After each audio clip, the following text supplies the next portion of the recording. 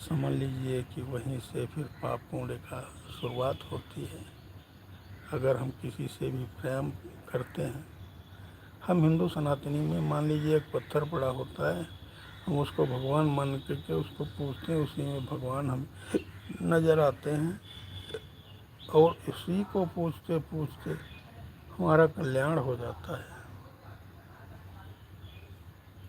इसी तरह हम अगर स्वार्थ हटा दें तो हमारा कल्याण हो जाएगा। लेकिन